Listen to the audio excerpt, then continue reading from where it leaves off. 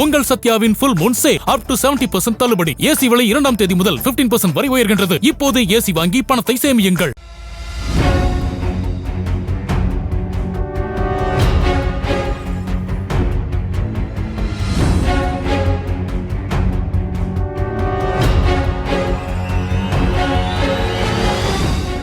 பிரபல சமையல் கலைஞரான மாதம்பட்டி ரங்கராஜ் தன்னை திருமணம் செய்து கர்ப்பமாக்கி ஏமாற்றியதாக சென்னை காவல் ஆணையர் அலுவலகத்தில் ஆடை வடிவமைப்பாளர் ஜாய் கிறிசில்டா புகார் அளித்திருந்தார்.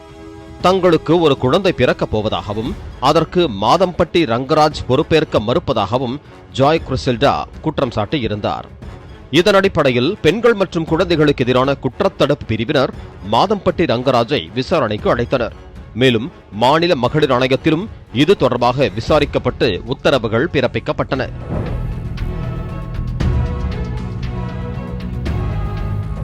இந்த நிலையில் ஜாய் கிறிசில்டாவிற்கு எதிராக 2 வழக்குகளை மாதம்பட்டி ரங்கராஜ் சென்னை உயர்நீதிமன்றத்தில் தாக்கல் செய்தார். அதில் தன்னை பற்றி சமூக வலைதளங்களில் பேசவோ அவதூறு பரப்பவோ கூடாது என்றும் தனது நிறுவனத்திற்கு ஜாய் கிறிசில்டா 12 கோடி ரூபாய் நஷ்ட ஈடு தர வேண்டும் என்றும் வழக்கு தொடர்ந்தார். இதனைத் தொடர்ந்து செய்தியாளர்களை சந்தித்த ஜாய் கிறிசில்டா தனது குழந்தைக்கு தந்தை மாதம்பட்டி ரங்கராஜ் தான், வேண்டுமென்றால் DNA சோதனை செய்து பார்க்கலாம், அவர்தான் வர தயங்குகிறார் என தெரிவித்து வந்தார்.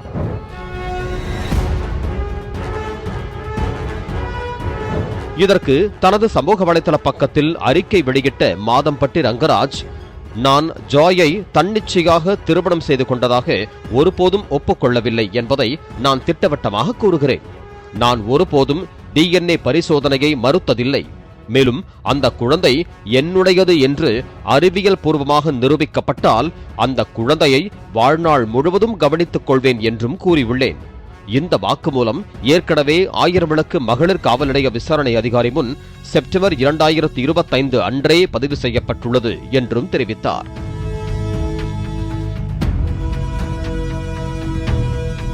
மேலும் DNA பரிசோதனை மேற்கொள்ளப்பட வேண்டும் என்ற கோரிக்கையை அடிப்படையாக வைத்து மாதம்பட்டி ரங்கராஜ் மற்றும் ஜாய் கிறிசில்டா அவர் பெற்ற ஆண் குழந்தை ஆகியோருக்கு ராஜீவ்காந்தி அரசு மருத்துவமனையில் DNA பரிசோதனைக்கான மாதிரிகள் எடுக்கப்பட்டன. இந்த முடிவுகள் தொடர்பான தகவல் வெளியாகி உள்ளது. மாதம்பட்டி ரங்கராஜ், ஜாய் கிறிசில்டா மற்றும் அவரது ஆண் குழந்தை தொடர்பான DNA பரிசோதனையில் மேற்கண்ட மாதிரிகளின் DNA வகைப்படுத்தல் முடிவுகளிலிருந்து ஒத்த இரட்டையர்கள் இல்லாத நிலையில் ரங்கராஜ் தங்கவேல் என்பவர் ஆண் குழந்தையான ராகா ரங்கராஜின் உயிரியல் தந்தை ஆவார் என்பது கண்டறியப்பட்டுள்ளது.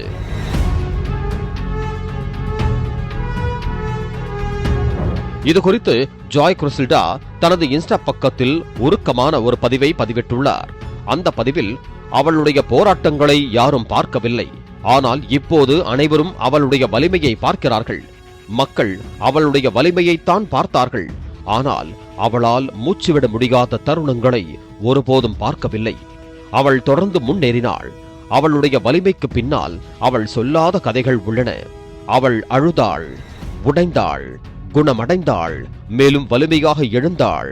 அவள் 1000 முறை உடைந்தாள், ஆனால் தன்னை மீண்டும் கட்டமைத்துக் கொண்டாள் என பதிவிட்டுள்ளார். இதனை பார்த்த பலரும் ஜாய் கிறிசில்டாவை பாராட்டி கமெண்ட் செய்து வருகிறார்கள்.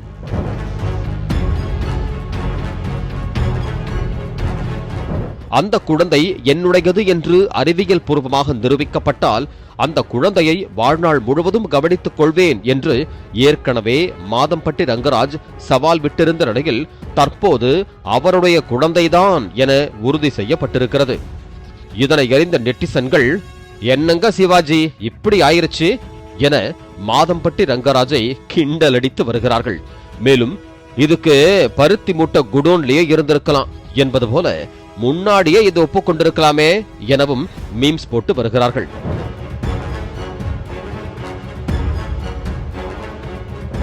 அடுத்த கட்டமாக இந்த வழக்கு தொடர்பாக விசாரணையை ஜூன் மாதம் 8ஆம் தேதி நீதிமன்றம் ஒத்திவைத்திருப்பதாக தகவல் வெளியாகி உள்ளது.